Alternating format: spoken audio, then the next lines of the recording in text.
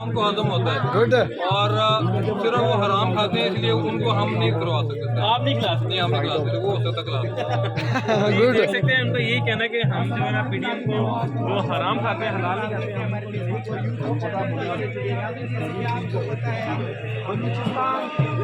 तमाम फ्लावर से आ रहे हैं। रमजान आए थे, अब रमजान में भी हम आए हैं, हमारे यहाँ पे कैंप भी लगा हुआ है।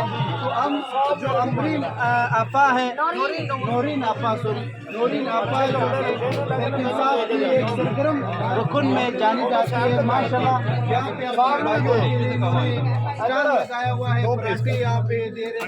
हम इनसे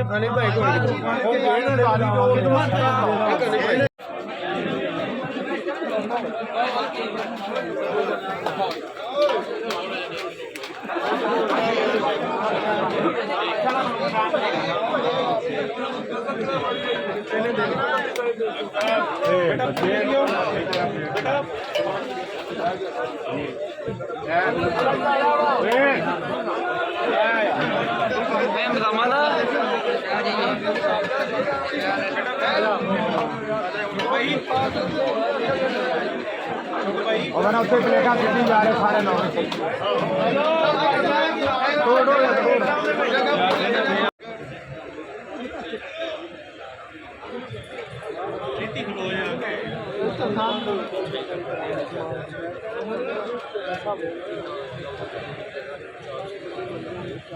शहर में कमी पेशी की जनाब माजरत